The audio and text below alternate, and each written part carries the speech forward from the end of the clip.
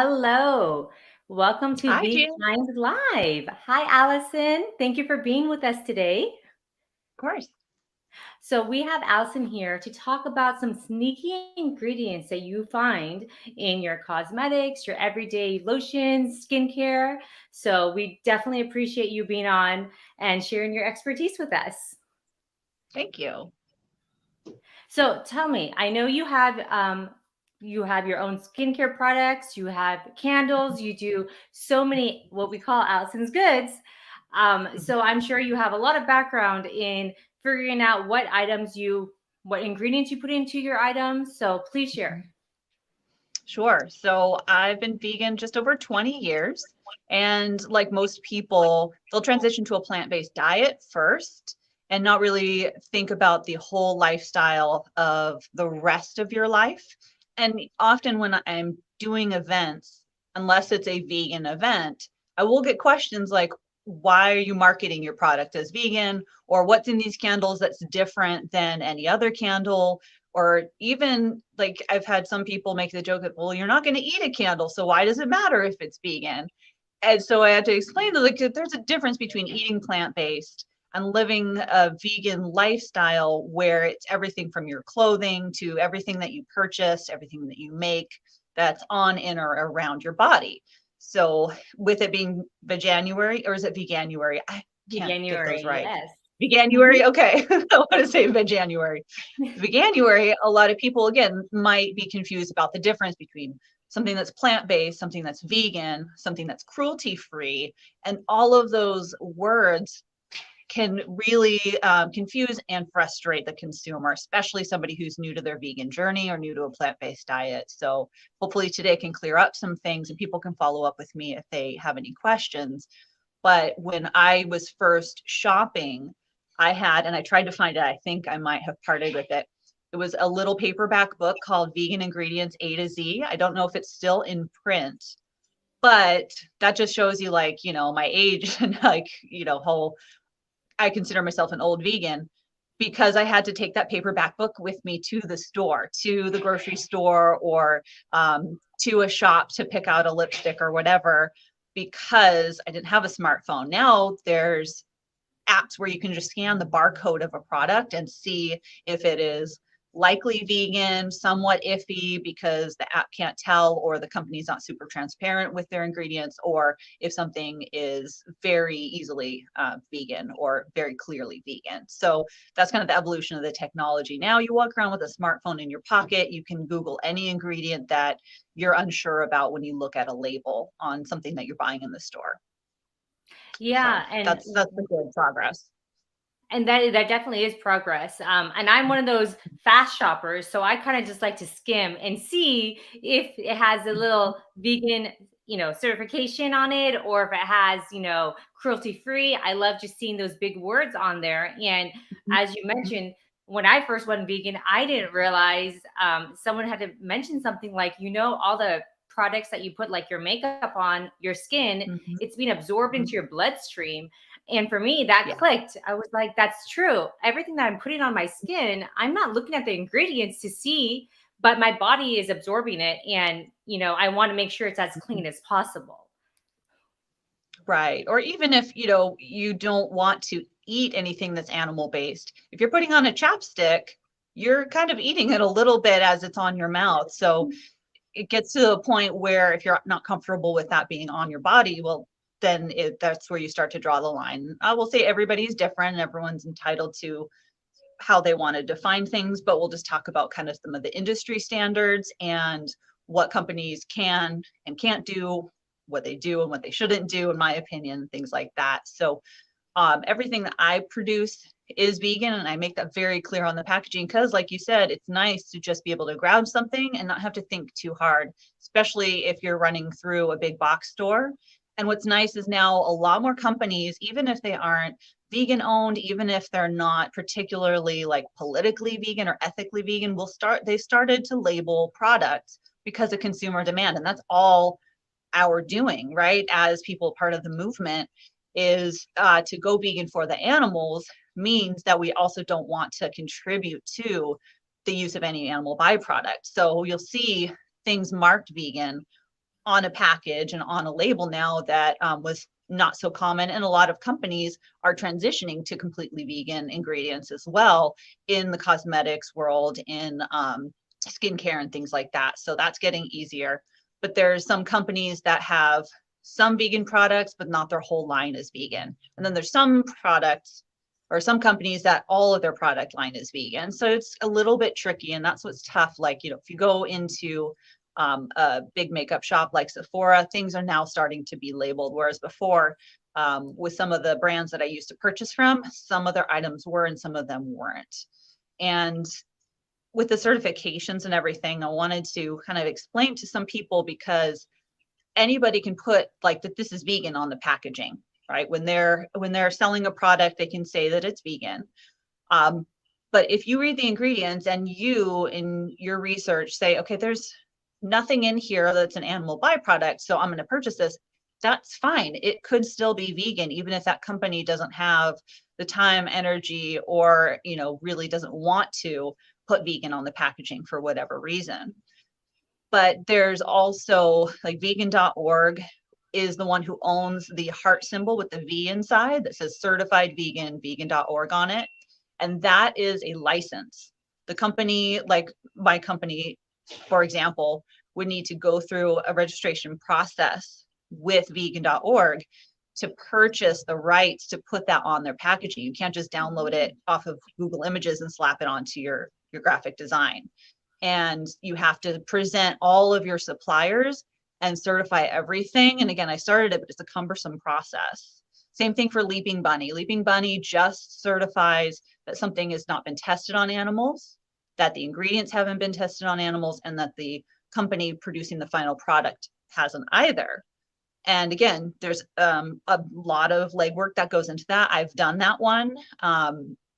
And they didn't charge me anything, but they will have you pay to use the little bunny with the stars and the swirl around it. So smaller companies like mine, it's really cumbersome to go through that whole process and then to pay those things. So if you're shopping at a very small brand or an Etsy seller or something like that, they may not have the time and money to invest in those. And then some of these larger companies, they might have so many products and such a big company that they don't want to spend the time and the money having a person go through that whole vetting process of all of their suppliers, especially now with COVID, with supplies shifting daily and all of us trying to get all of our ingredients. So just because you see those or you don't see those on a brand, don't automatically exclude it. You can always email the company. You can always email whoever, you know, you can find on that packaging and just ask them if you have the time. Ask them if they know where those ingredients come from and whether they are or aren't vegan. And generally, they're pretty helpful as consumer demand has gone up for vegan products. No, that's very important. Thank you so much for sharing that, because as a consumer, you don't really think about the back end and how the business functions is, and you just automatically assume it's just very easy to put it on there. And why don't you just put, you know, vegan, cruelty free? But I never knew that there was a process, and that might be deferring some of the businesses. So that is important. And that will take me, if I'm already reading the ingredients, I'm already very interested in purchasing that product. So doing that little extra step on my end is something I would probably do. Yeah, and it's confusing too, because now a lot of people are using plant-based interchangeably with vegan, but some companies aren't really on the same page as we are, and actually accidentally purchased products that say plant-based that have animal ingredients. I don't know why. It's really funny that like they would do that, but then you still have to read the ingredients. That's kind of frustrating as a consumer to be confused by the verbiage. Yeah. Well, now tell me, what are some of the ingredients that if I was skimming through, looking at the back of a package, that may be overlooked as, you know, this is actually the animal byproduct? Mm-hmm. So there are some like black and white ingredients, and then there's some that are a little bit in the gray area. So we'll talk about kind of the black and white ingredients. One of the biggest one in cosmetics is anything that comes from a bee. There's a lot of honey and beeswax, but there's also, and there can be some confusion because of the way that ingredients can be described. There's a little bit of standardization, but you might see a word like royal jelly. That's also a bee sorry, just my brain broke for a second. A bee derived ingredient. So just be on the lookout for that. And again, some of these products have a lot of ingredients, and the font is going to be very, very small, and it'll look like there's like 50 ingredients in there, and sometimes they'll sneak in there. One of the biggest ingredients in lotions and skincare products is lanolin, and it's a derivative of wool. And basically, if you think of, and this is going to gross people out, and maybe that's a good thing, the oil that comes out of your scalp, produced by your skin, think of that on a sheep. That's where they get the lanolin. So when wool is removed or they brush it out of the skin, yeah. So that's why it's like very moisturizing for human skin, because it is a mammal and that's the oil that their skin naturally produces. So basically what you're doing is you're taking a shower, you're stripping away all the oils from your skin, and then you're putting another animal's oil back into your skin.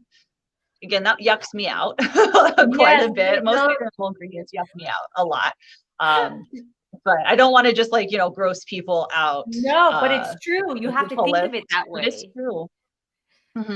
Yeah. So I make soap, like we mentioned, and I'm in a lot of soap making groups. And I got into an argument once with a fellow soap maker who was using lard to make soap.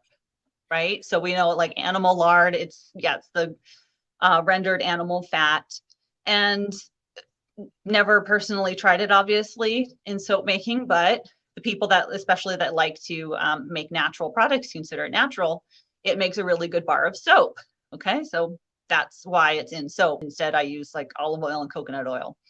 But this person was saying that, and they're, again, small company like me, just probably a single person producing it, selling it at farmers markets, etc., and said that I don't like putting the word lard on my label. Is there a way that I could label it so it doesn't sound so gross? And my comment was, if it sounds gross and it is gross, don't use it. If it grosses you out to say or to have to put it into print. So somebody else suggested, well, there's another word for lard, which is tallow. So you'll see that on a lot of soap products and a lot of skincare and cosmetic products. But then the frustrating thing with regulations and labeling is you can put, like, I could put olive oil, organic olive oil, as one of my ingredients, and lye, which is what turns it into soap. Or I could say sodium olivate, which is what happens when the two ingredients mix. So what this person was saying, this other commenter who's not vegan, said you can put sodium tallowate on your label. That is legal and regulated and fine. Instead of saying lard or tallow, you could say sodium tallowate. And I said, that's really confusing. If you're trying to obfuscate somebody who's grossed out by that you're putting lard in your soap, you're trying to trick them into thinking like it's something innocuous, that's misleading. And the person said, well, if somebody's vegan, they should know. I'm like, not everybody knows. And again, they're being purposely a little bit shady about that. And that's what gets me, is like the way that some ingredients can be listed multiple ways. And then again, that puts a lot of burden on you as the consumer to have to look things up or Google it and know that that ingredient can be listed 5 different ways. It's very frustrating, especially, for a newbie. Yeah. And I wouldn't have even thought that, it could be listed a different way because of, the combination, or my gosh, I'm learning so much, but you need to have transparency. And it's sad whenever business owners are not trying to be transparent, but they're just trying to sell for profit. So, yeah. Or like, if it grosses them out, then maybe they shouldn't be using it. That's just my thing. A lot of things too, with makeup, and this happens in food too, is if you're allowed to just label something as a natural colorant or a natural flavor, that can go either way. That kind of leads us into the gray area of sometimes it's a plant, sometimes it's an animal. So things like carmine, which a lot of us know, like it's a red color, it's from crushed beetles. And it is a bright red, like redder than red pigment. So it's been used in makeup for like literally millennia. Right. So like, the agents used to like grind it up and mix it with tallow, again, ick. And that was the first lipstick. So now we can reproduce these nature identical artificial colors, but then sometimes more natural brands won't want that label to say anything artificial. So they'll want to use something natural. And this happens in food too, like red candies will have natural coloring in it. So that's where it gets tricky, is where they don't actually have to say what the ingredient is. They can just say if it's a natural flavor or artificial or colorant and things like that. So when it comes to makeup, it is a little bit safer just to stick with a brand that will be entirely vegan, start to finish, or will label on their website or somewhere on the packaging that that makeup is vegan. And there are a lot more brands than there used to be, especially in the more affordable, like in the drugstore brands. Yeah. Definitely. So Wow. Those are some ingredients that you don't think about. And then it makes sense whenever you look at the coloring that how do they get that color? So mhm. Yeah, a few other things that are kind of in the gray area. Again, these are, if the package isn't labeled, you're going to have to email the company or email the customer service or the store, or hopefully go somewhere where the staff has been trained to know what's vegan and what's not. Is glycerin. You're going to find that in almost every lotion that's on the market because it is moisturizing along with water. So like water is kind of the carrier. Glycerin is a byproduct of soap making. So when I mix oil and lye and water, it makes natural glycerin that is then taken out of that process and put into lotion. So any liquid lotion that you find going to have glycerin added to it. And it's also like, it's just a really thick, viscous, and kind of a sticky fluid. So it's going to stay on your skin, which is why it feels so nice when you put it in a lotion, because it'll moisturize your skin and stay there and not feel greasy the way that, like, if you just put straight coconut oil on your skin, sometimes it's a little too greasy. But again, that's one that, unless it says on the packaging if it's vegan or not, glycerin could be from a tallow or a lard-based oil, or it could be from a vegetable base. So those are the like really frustrating gray areas. Same thing with, I've seen lately, and this is something that was never vegan, is collagen. There's yes. companies out there making skincare now, and it says plant-based or vegan collagen, whereas before that was only an extract from Yes. animal byproducts and oils and skin and things like that. So again, those are confusing to me as a consumer who for so many years saw things like collagen or peptides and all of those things and knew that they came from animal byproducts. And now we're able to, I don't know what kind of plant they're getting them from. I think sea kelp and things like that. It's just some like awesome discoveries about what can be used from plants to put into skincare products. And I think that's the important part, is that there's so many new revelations, substitutions that are being created, and we're just moving in that direction that having animal byproducts should be something in the past by now. And hopefully Mhm. soon all businesses realize that and make that shift, because not just it being safe for the environment, but it's also safe for yourself. It's safe for moving this veg economy forward. We don't need to be Mhm. harming animals because there's so many different options available. Yes, I agree. Well, you've sold me, Gia, but you know. Well, thank you so much for sharing those. Was there any other items that we should be aware about as a consumer? I think that was all of my notes. Good. Perfect. Okay. Yes. Well, Allison, you have definitely told me so much more than I had ever known. And I now, as a consumer, am going to be a little bit more um, specific about what I'm looking at on the back of the boxes. And if it doesn't say vegan, I'm still going to research it to see if it is, Mhm. because now I Mhm. understand that it does take a lot. And for those Mhm. businesses that do it, I totally appreciate them doing that extra Mhm. step. And I hope that they do in return get those additional profits to offset those costs Mhm. that businesses have to go through for that. And Alice, and I want to make sure I let everyone know that besides finding you on the vKind app, they can find you Mhm. at allisonsgoods.com. Mhm. And I want to thank you so much for taking your time to share with us all this pertinent information. You guys can subscribe to our channel, like, comment, and follow us for more tips on all of the vegan businesses that we have on vKind. Thank you. Thank you, everyone. Bye. Bye.